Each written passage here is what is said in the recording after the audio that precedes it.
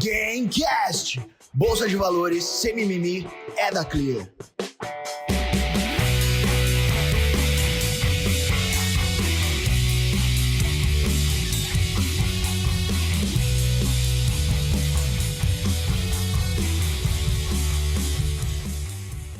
Fala pessoal, estamos começando aqui mais um episódio do GainCast, um episódio especial falando diretamente aqui de Florianópolis, do 7º Congresso Brasileiro de Traders. Hoje quem apresenta comigo, William Marques. Muito bem, estamos de volta aqui em 7º Congresso Brasileiro de Traders e vamos mais uma vez, uma entrevista bem especial, que eu gosto bastante. Alexander Eder, how are you? Very good, thank you. How are you? I'm fine. Nice to have you here again. Thank you very much. We were together this week. Today we are going to talk a little bit more because we really enjoy when you talk, and then it'll be a nice time. Thank you very much. It was a very good conversation, thank you, and I hope this one is good too. Thank you. I think we can start. You can present yourself, say a little bit more about you, because many people know you, but many people don't know you yet. So it's a good time for this. Well, I grew up, I was born in Leningrad. When I was 11 months old, my parents moved to Estonia on the Baltic. I grew up in Estonia. I speak Estonian. I went to school, I went to university there. And when I finished my education, at 22, 23, I got a job on a ship, and I jumped ship in Africa, and received political asylum in the United States. Came to America. I had $20. I had clothes on my back, and I didn't know one person in America. So that was my start. Back in the old country, I was involved in democratic politics against the government, against the communist government. And when I escaped from the ship, that was a crime for which they would shoot you if they caught you. And there is a book called The KGB Wanted List, published in California. I'm in that book twice. Wow. Mr. Elder, I know a lot of big names in our area in trading. Yeah. And I built my operation without a mentor. Yeah. I don't know if it is good or bad. I want to know from you, what do you think about having a mentor and being a mentor for so many people? I think it's a good idea to have a mentor, because when I was learning to trade, there were no mentors. I learned everything on my own, and I was hitting my head against the wall so many times. I experienced that too. Yeah. So if you have to make sure that the mentor is a serious person who really knows what they're doing. But if you can find a good mentor, sure, why not? But how would you tell people to, understand if the mentor have the same profile, the same appetite for risk, and the operational really fits? You don't necessarily need a trainer, a mentor who is same as you. You may want to have somebody who is different. But as far as how to evaluate, I'll tell you. I was practicing psychiatry in New York for many years.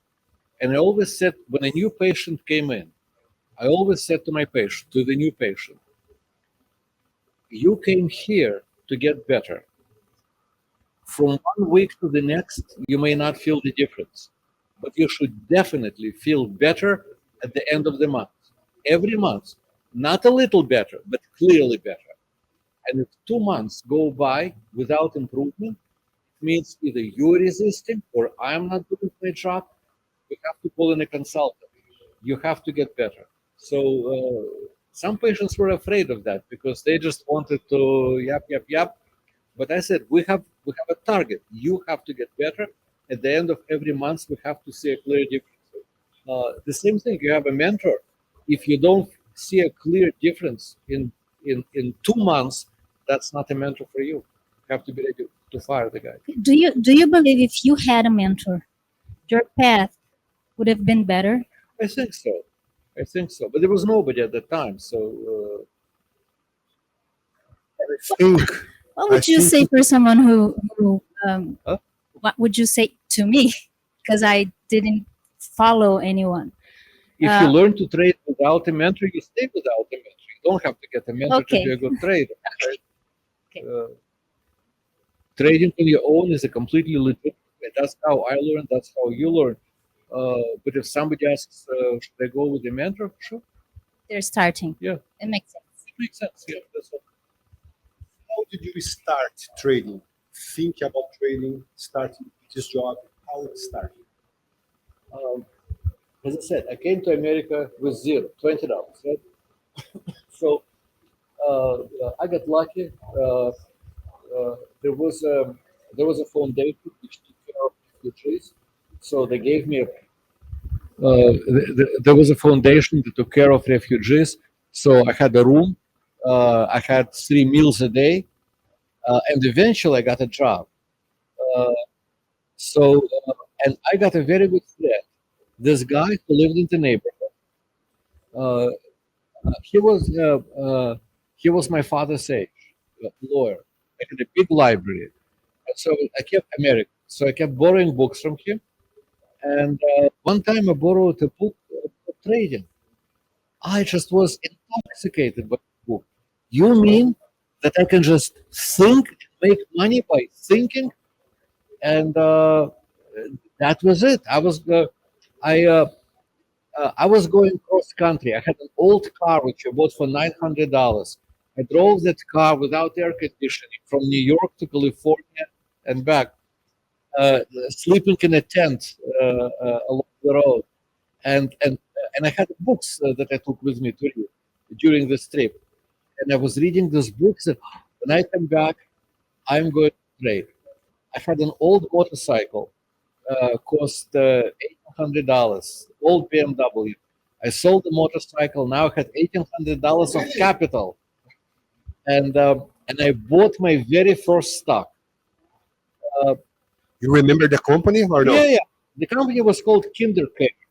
It was a company that was going to have kindergartens for children, like McDonald's. All standard, you could bring a child, and my friends were all getting married and having children, all worried about daycare. So this company has a big future. You were lucky in this operation, in this trade, or no? Well, I was extremely unlucky because I made money on that stuff, and that gave me an idea that trading was easy. We say this That to my was a- students. Usually, it's like a course, the first trade, because Yeah. almost everybody get lucky in this first And the operation. second trade was a curse. The second trade was a company called MCI. We had United States had a monopoly on telephone company, AT&T, American Telegraph Yes. and Telephone. So the government broke them up, and there was a company called MCI that began competing with them. I remember, Care cost $14, and I took it for maybe $15.50. Big trade, 100 shares. MCI was $300, and I took it maybe to $4. So that's it. Trading is easy. I'm going to be doing it. And then, of course, it all went down. Wow. Did you make money on your first trade? Yes. So you were Yeah. cursed. It's a bad Yes. luck. I was blessed Exactly. because I lost money on my first. Yeah, you're There's a lucky. company called Cosan. They are alcohol industry for the fuel, Yeah. And then because I have a friend, I was in my post-graduation in administration. Yeah. We were in the lunchtime, and then I saw he was on the screen. I don't remember the company he was looking at the chart. I said, "Oh, looks nice because I have interest in Looks nice. Looks nice and looks Nice. easy. It seems easy, but when you have to, to see everything and make it decisions. was something very funny this day because I liked this. And then the next day, I called him and said, "How can I do this?" "Oh, you just open account in a brokerage, then you can call me again." Then you can make money every day. And then I called him. I said, "Oh, now I have my account opened. Okay, just trade now." This was the advice. And then I bought this company, started going up, and then I made money. You know the end of the story because it's the same. Yeah. All the money goes down, and then I lost that trade. And then time, I realized that I should be learning something more. Now, I want to know when you thought, I need to have something more. I need to learn this. In your case, After I destroyed my account, and then I knew that I had to learn something. Please put the In other microphone. words, I had $1,800. When I did these two wonderful trades, I had maybe $2,100, and then I drove it down into the ground on the following trades. I forget what they were, and I realized I better start learning. At that time, you didn't know how, or there was no how to make selling short No, trades. No. no, I none think of it was that. the beginning, because it takes some time for us to understand all the things you can do in the market. Because But I found there was a company back then. There was a company in California called Investment Library, and they sold investment books. There was no Amazon. There was none of that. There were no computers. There were no calculators. So I remember when I bought my calculator, that was a good thing. And then I bought a programmable calculator. Now that was an even better thing. In any case, I was buying books from that library. I became friendly with the guy who owned it. So I would buy books and then I would return some of them for credit. So let's say I bought $50 worth of books. I sent them back. It says, okay, you have $30 credit. So now I buy other books. And at that time, I read pretty much every single book about the market, everything. Today, you couldn't do it because there's so much. And how and when did you started thinking about writing a book? Oh, I was making money. I began. I finally figured things out. Technical analysis, risk management. I was still shaky, but I was working, and I've been teaching all my life. I had a younger sister. When I went to the university, I became an assistant to one of the professors very quickly. So I was used to teach, and so I said, "Let me write this manual that I wish I could buy 5 years earlier." But I wrote a manual for myself. Good, thank you. besides the information you put in your book, in this process, you think you learned more? It was decisive for you to be a better trader when you wrote the book? It depends on the person. Some people learn better alone. Some people learn better in with mentors. By the way, one of the things I've been doing now for 14 years, I run this together with a friend, with a partner. I run this small trading club where my friend and I would take turns. We put every night we put a report on the index, on new high, new low index. But the key point is the people who are in the group participate in a competition every week. So people submit a pick, and we have the list for the week. The people who win the week get points, and at the end of the quarter they get money. So we charge for being a member of the group, but some people earn so much in bonuses that they pay nothing or almost nothing. So, but that is very interesting because sometimes people say, occasionally they write to me and they say, I'm winning in the competition, but I'm still not making money in my own trading. And I say, you're on the right track.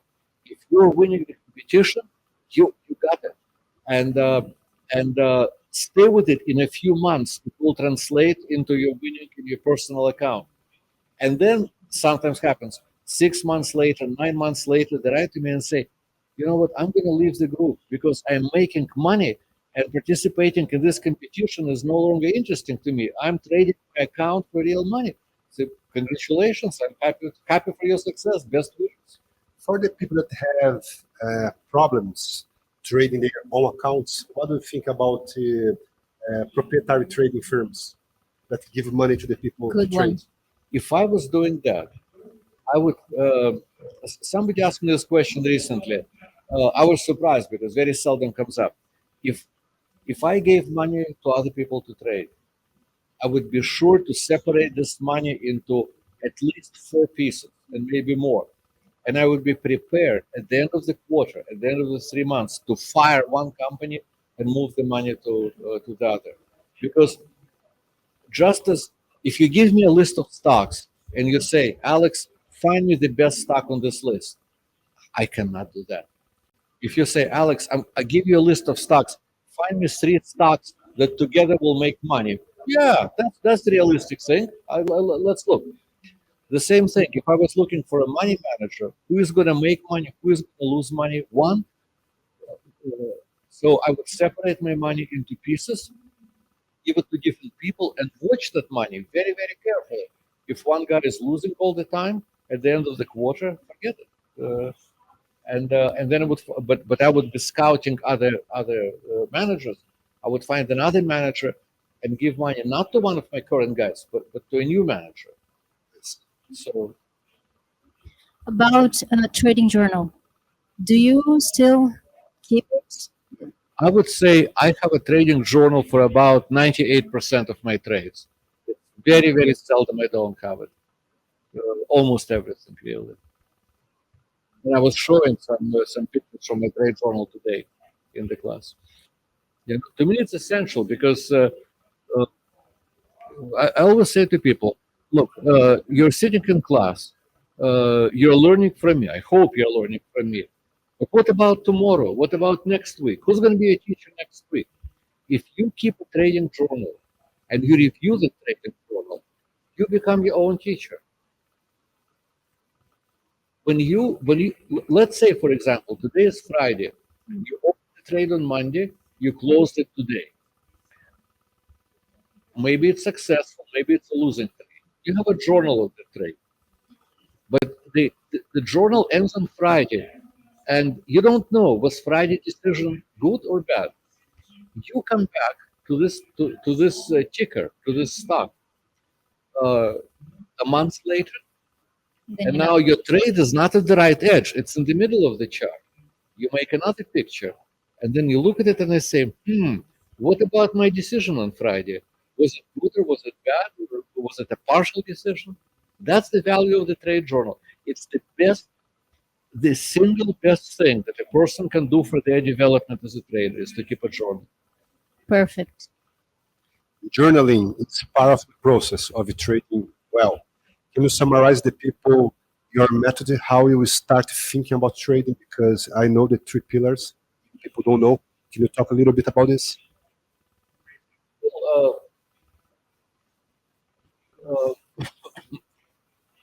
I look a little bit at fundamentals. So I would rather trade biotech than a furniture company. More volatility, more opportunities. Then I go to the charts. I look at the weekly charts, the daily charts. I look for an opportunity to I see whether I have a signal to buy for the stock.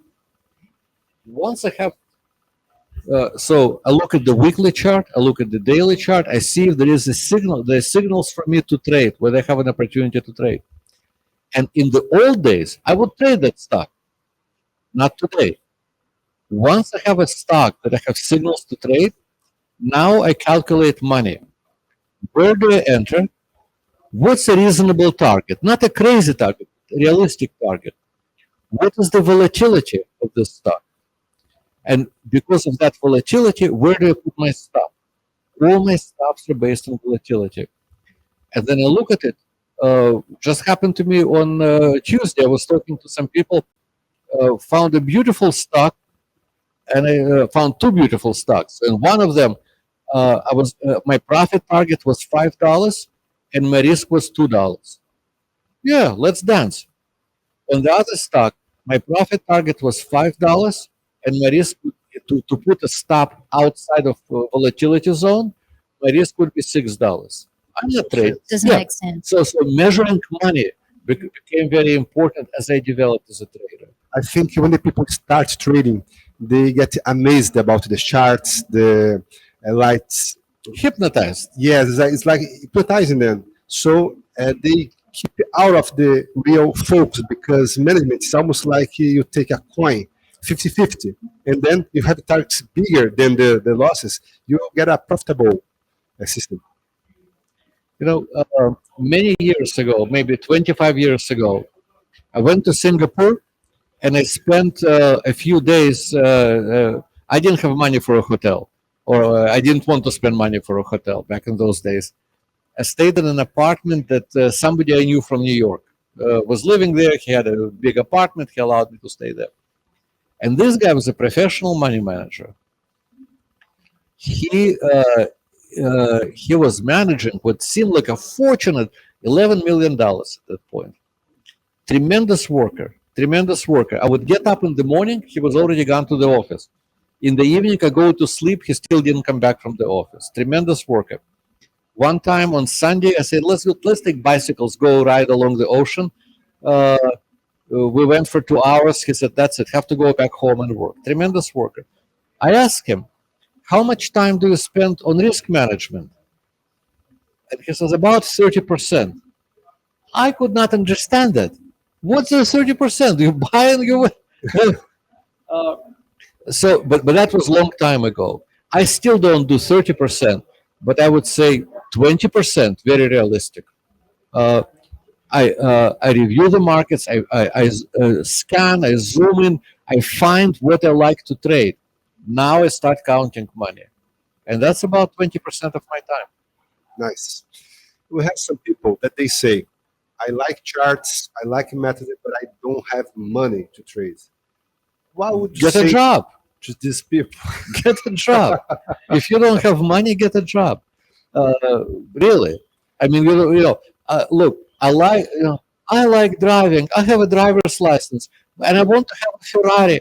What can I do? I look at this beautiful girl. I know there are other girls. I look at this beautiful girl, but she would not go with me. What do I do? So you can't. We live in a world that doesn't give you everything on a plate.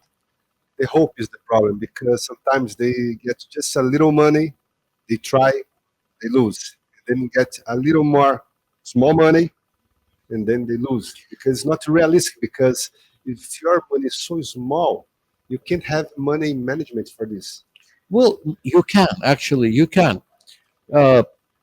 If somebody has little money, I don't know, $20,000, $30,000, $40,000, which is not, I say to the person, you have a choice. You can do what I call intensive farming. You have a little piece of land, and you're going to grow enough food on that little piece of land to feed yourself. The first time there is a rainstorm, your farm is finished, right? So don't do intensive farming. If you have a small account, forget about making money from it. Trade for the track record. Nice. Trade tiny little size, develop the best track record that you can. Never have more than 10% drawdown, and have every year positive. If you can get that for 2 years, this friend of mine at whose house I stayed in, whose apartment I stayed in Singapore, I'll bring him back. He graduated from college as an engineer. First person in his family who got a college degree. He hated engineering. He went to work as a clerk at the exchange, and he saved $50,000. He quit his job. He began to trade $50,000, and he was making 50% profit per year. $25,000 profit was not much in New York. It's not big money, but he was very frugal, very modest man. So he did it for a few years, and then 1 year he had a bad year. He broke even. He didn't lose money. He broke even, but he had to take $25,000 out to live. Fortunately for him, he went to a company that checked out his track record. Was called Commodities Corp. He was trading futures, and they gave him $100,000 and a free terminal. And they saw how he worked.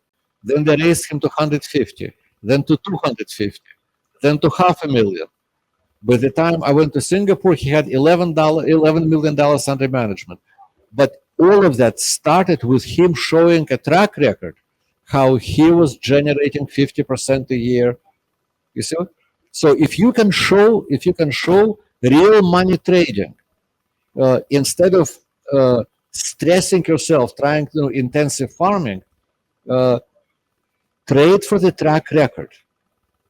Do you think this is the best case you can talk to us about a student that you had? Because I think you had many students within the years. I think you saw many people that really started being successful without nothing before. Can you say something about the best student that you had, what he's done before, and how he got successful? All of them were very persistent. All successful people are very persistent, very conscious about risk control, and keeping records. All these cases, the successful people always have a good journal. In different forms, in different shapes. I'll give you an example. Back about some years ago, my publisher was saying, give us another book, give us another book. I said, I don't have a book in me. I wrote everything that I wanted to write. Give us a book. Long story. So I said, look, I don't have a book in me, but I can do a book of interviews for you. How about that? So I interviewed 15 traders. 16. 16. Entries and exits, the book. Entries and exits. Yeah. I interviewed 16 traders. The very first person I interviewed was this woman in California who was a student of mine, very good trader. I was going to a conference in San Francisco. So I called her up and I say, look, I'm working on this book. I would like to interview you, interesting woman. She comes to pick me up. She has two cars. One is a Mercedes convertible, and the other was some other convertible. Two convertibles. I mean, very, very sharp. Yeah, a fast driver. I interview her. She shows me, and my point was, show me two trades: one winning trade, one losing trades. She shows me those trades. Then we go out for dinner. Then she drives me back to the hotel. Then I start interviewing other people, and I realized the first interview was incomplete. It was very first interview. I did not do as good a job as with the rest. Yeah. A year later, I'm almost finished with the book. I'm going back to San Francisco. I called this woman and I said, listen, can I have another interview? So same thing. She picks me up in her convertible. We drive across Golden Gate Bridge. We're at her house. And I think we're going to discuss, show me two trades and tell me. She says, do you remember when you were here last year? So yeah. What was the date? I give her the date. She has a filing. That was a long time ago. It wasn't everything was. She goes to a filing cabinet, opens a filing cabinet. There are folders. Oh, she finds the folder for that week. She pulls it out. She has all trade charts there, and I finished the interview in 30 minutes because it was like the previous interview was yesterday. She has a folder with those trades. Nice. Yeah. That's the record keeping. Nice. In these interviews that you've done, did you learn something that you applied later to your trading style from these people? Record keeping. Really. Nice. From all of your students, if you can remember, general, what do you think is the greatest pain or fear? And if you think along the way, if it has changed or it keeps the same difficult? If you have a fear, you have to get rid of it. You have people are afraid of losses, and that's it.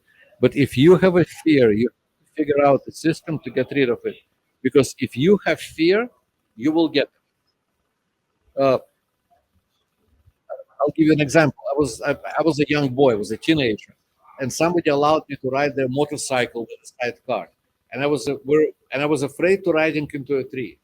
So what do? I ride into a tree because I'm looking at the tree all the time, right?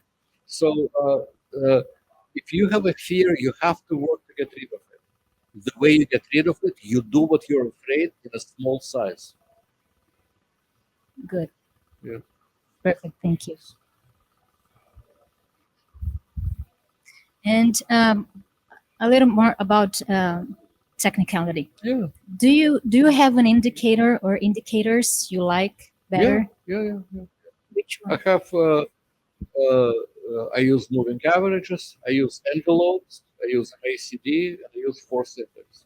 And I always look at 2 time frames. I never look at a single time frame. So it has to be weekly and daily. 25 minutes, 5. Day trade, you don't. A little bit. 25 and 5. I was actually showing today in class. There's a developing day trade in Petrobras. So we reviewed it, and it wasn't there in the morning, but I said, look, coming together. And now I looked at Petrobras is up a point. Was good? Yeah. Most part of your trades are based on swing trade or day trade? Say it again. Swing trade or day trade? Most part of your. My horizon is generally a week, sometimes a little shorter, sometimes a little longer.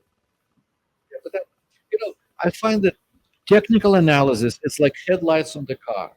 If I want to drive, 20, 30, 40 kilometers, I cannot see with my headlights, right? But I can see what's in front of the car. Do you think people can be consistent if they start trading in day trading? Because it's more difficult. Day trading is not for beginners. Day trading is not for beginners because in day trading, you have to have instincts quick. In day trading, if you stop to think, you're dead.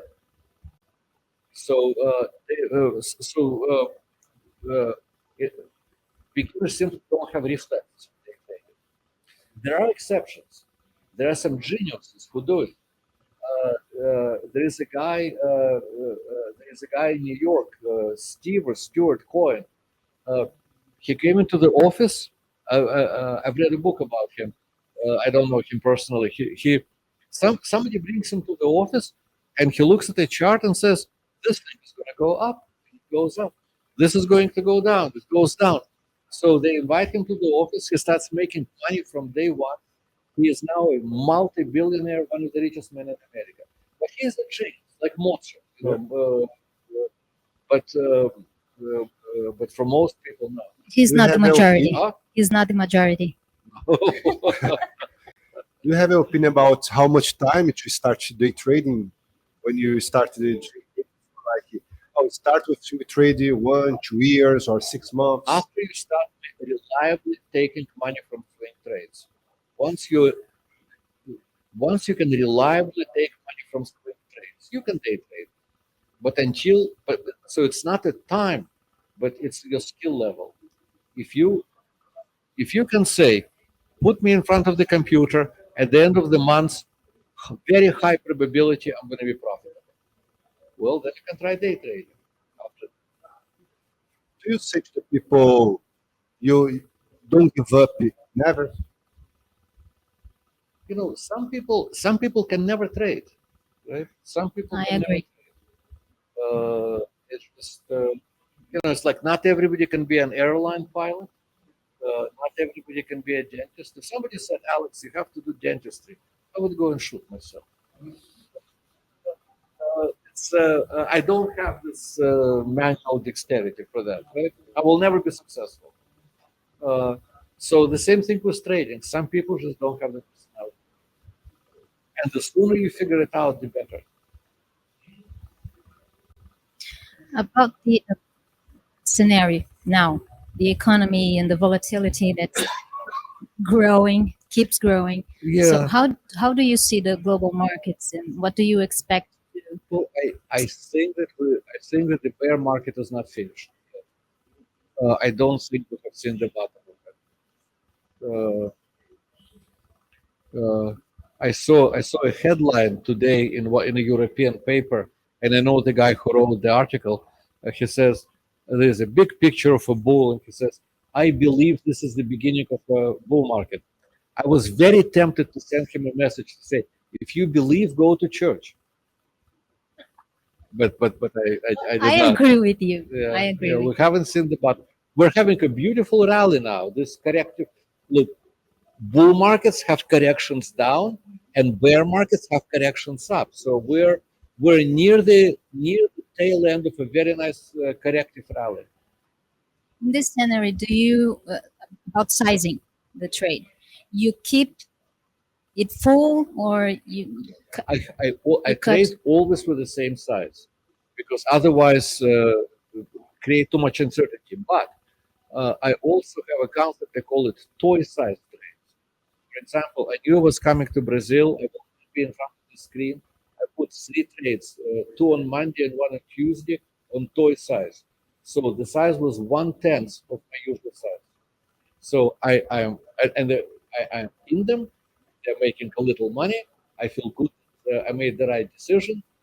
Monday, I'm back home and we'll go to proper size again. But right now, it's toy size thing. Thank you. I have some students, they want to work for the financial market, not directly training for them. Do you think that your concepts can be applied for a fund manager, for example? I think so. I've had over the years quite a few fund managers to study with me. Yeah. Yes. Because the point is, they think about the size of the positions. Because when you are a manager of a hedge fund, for example, it's like a big boat that you have to go, like here and here. How to get into and get out the trades. One time, I get a phone call from one of my students, fund manager student, working for a very good hedge fund, and he says, "Alex, my plan for the next 6 months is I'm gonna teach myself to risk more. I never risk more than 1/4%, and I want to learn to risk 0.5%. Wow. Six months to learn to risk more. That's a serious guy. Exactly. He's in the opposite direction of the most part of the people. So, beginners say, "Oh, I like this pattern so much. Can I trade bigger size?" I say, "You go bungee jump. You know bungee Yeah, jumping? yes. You like the view so much, you want longer rope?" It's not a good idea. Yeah? I think we are going to finish this interview. To thank you again. And then I want you to leave a message to the people because the people will see this video and sometimes they are a little bit lost. And after this, you can tell where they can find you if they want more information about you. Well, my best advice to any trader, especially for a new trader, but for any trader, keep good records.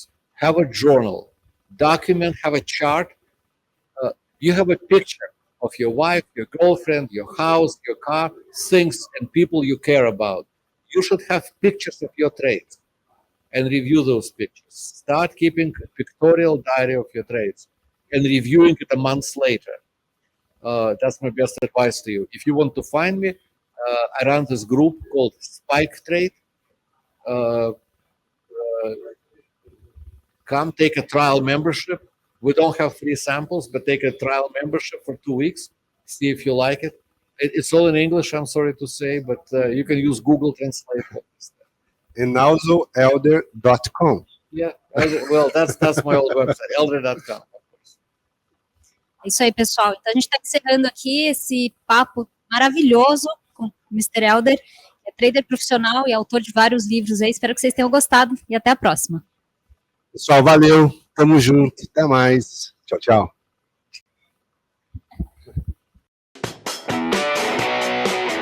GainCast. Bolsa de valores sem mimimi é da Clear.